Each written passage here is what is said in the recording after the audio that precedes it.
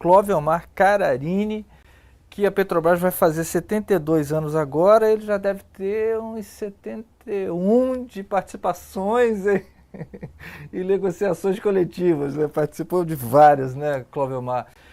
Você já foi, né, a todas as reuniões agora, nessa rodada, né? Você participa lá pelo Diese. E que avaliação você está fazendo? Você encontra alguma diferença dessa para outras campanhas? O que você destacaria para a gente aí? Boa noite, brigadão por estar com a gente também no programa de hoje. Valeu, Vitor. Boa noite. Boa noite, Sibeli, Teseu, Adilson, pessoal que está acompanhando. Não, eu ia começar falando nesse ponto, né? Assim, primeiro, mas antes de falar disso, dar os parabéns aqui pelo programa. Acho que é importantíssimo essa iniciativa do NF de criar mais um canal, né, de diálogo entre a direção sindical, a mesa de negociação, as suas assessorias e a categoria, né? O espaço, o momento da negociação é um momento de muita tensão, de muita circulação de informação, é o momento em que a categoria mais escuta os diretores sindicais, é o momento que os sindicatos aproveitam para fazer várias discussões com a categoria, está todo mundo muito atento ao que está acontecendo na mesa de negociação, na sua empresa, e ter um programa desse que a gente consegue fazer sínteses, né? Dialogar direto com a categoria, para além, claro, das assembleias que os sindicatos fazem, é muito importante. Então, dá os parabéns. É, Acho que, assim, você falou do tempo, eu já estou realmente o tempo acompanhando as mesas de negociação do sistema Petrobras. Acho que acho que a Dilson, Sibeli, Teseu já falaram um pouco, né, dessa organização que a FUP fez para a mesa de negociação, que foi, que sempre é, né, muito bem organizada, assim, começa nos congressos regionais e chega até a mesa de negociação, até o encerramento, né, daqui a pouco, quando a categoria aceitar uma proposta e assinar, né, renovar o acordo coletivo. Mas eu quero chamar a atenção para que a mesa de negociação, o espaço negocial, não acaba quando encerra a aprovação do acordo, né? Ele é permanente, é uma coisa que vai durante todo o tempo, né? A gente termina uma campanha pensando na próxima campanha de renovação, porque a gente tem sempre várias questões que tem que ser, que tem que avançar, não conseguiu avançar naquele ano, tem que garantir que as cláusulas que foram escritas elas saem do papel e vão para a prática. Então, chamar atenção para esse momento também de que a gente precisa de pensar o tempo da negociação como um tempo longo, né? Essa negociação, Vitor, para além desse processo de organização, que eu acho que tem uma novidade nossa agora, principalmente durante da pandemia para cá, né? A gente acabou fazendo menos rodadas de negociação. A gente acabou não apresentando bem, eu diria, a nossa pauta. Esse ano não, esse ano a gente está fazendo o dever de casa, a gente está apresentando todas as cláusulas. Para ter uma ideia, a pauta da FUP tem 162 cláusulas e a gente, em 2 semanas, apresentou 155 cláusulas. A gente passou em 6 dias por 155 cláusulas, apresentando cada uma delas e argumentando, né, apresentando a mudança e argumentando sobre aquela cláusula. Então, isso é muito rico e é muito importante de ser feito, né? Para ser assim, bem rápido nesse primeiro bloco de questões, eu quero chamar a atenção para um ponto que muito interessou ao Diese nesse debate, e o Diese foi muito acionado nesse debate.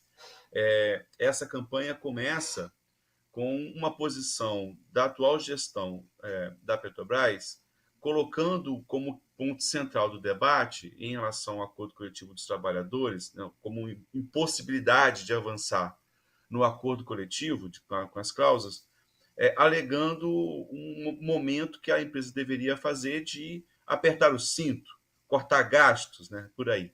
Como argumento central, a ideia de que o preço do barril que eles esperavam para esse ano em torno dos US$ 80 o barril, está agora na faixa dos 60, né? Hoje está em 68. E a empresa alega que, a partir dessa queda do preço do barril, ela teria que apertar o cinto, cortar gastos. Então, esse foi um ponto que como um tema de plano de fundo dessa negociação, por enquanto, né? Tá sendo. A gente rebateu esse ponto na mesa de negociação em vários momentos, em cada um dos temas que a empresa, que a gente discutia com a empresa, a gente, de certa maneira, passava por esse ponto e aproveitava para fazer argumentos contrários a essa posição. Se não faz sentido uma empresa de petróleo como a Petrobras, né, com a sua formação, com a sua história, ficar presa ao preço do barril de petróleo. O preço é importante, mas para a Petrobras não é tão importante assim. Tem outros elementos que são menos importantes, porque é importante pensar como é que essa empresa gera riqueza. E no caso da Petrobras, é importante lembrar que a Petrobras é uma empresa que tem, né, 72 anos de história nesse país, conhece bem o subsolo, ela tem um índice de aproveitamento, ou seja, de furos, de acertar, né, de retirar petróleo muito alto, acima da média das outras empresas. Ela é uma empresa muito competente.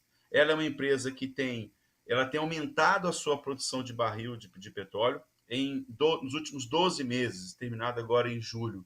Ela aumentou em 3% a sua produção de petróleo.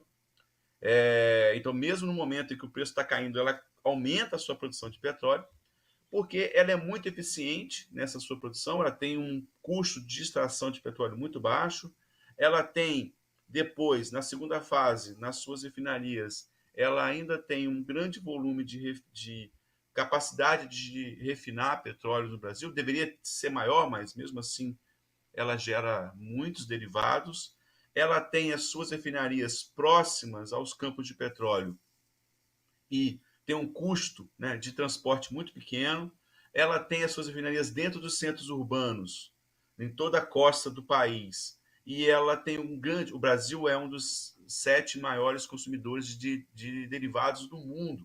Então ela tem um mercado consumidor cativo também muito próximo e muito barato o custo de venda, né, desses derivados. Então, assim, é uma empresa que a gente mostrou que gera muita riqueza, tem gerado muita riqueza. É só olhar os resultados dos lucros dessa empresa nos últimos anos. Em média, a Petrobras tem, de 2018 para cá, gerado, em média, 85, 86 bilhões de reais de lucro por ano, em média, né? Então, assim, é uma empresa que gera muita riqueza. E a gente também discutiu, para fechar essa primeira etapa, como que essa riqueza gerada pela Petrobras, como que ela distribui essa riqueza. E acho que esse é um ponto que tem que ser muito discutido nessa campanha. A FUP criou algumas cláusulas, tem discutido muito isso com a empresa. Como é que essa empresa gera e como é que ela distribui essa riqueza. E nessa distribuição, qual é o papel de alguns atores, né? O Teseu já falou aqui, chama a atenção como que essa empresa também de 2018 para cá tem distribuído dividendos para os seus acionistas, né? Assim, o volume nesse período de 18 a 24, para ficar só nesse período, cerca de 90%, em média, 90% do lucro ela distribuiu em dividendos. Então, assim, é uma empresa que está gerando muita riqueza e que está focando a geração na hora de distribuir essa riqueza para os seus acionistas. E aí, um parêntese, desses acionistas, 47% deles, ou quase metade dos acionistas que recebem dividendos, estão fora do Brasil. Então, esse é outro debate que depois a gente pode aprofundar. O governo mesmo, a União, mais o BNDES, fica ali em torno de 37% dos dividendos que essa empresa paga. E os trabalhadores ficam nessa distribuição da riqueza gerada ali, na faixa dos 12%, 10%, 12%. Já foi a 20% e hoje caiu para 12%. Então, chamar a atenção para que os trabalhadores, nessa distribuição da riqueza, está muito aquém, né, da importância que tem o trabalho na geração da riqueza dessa empresa.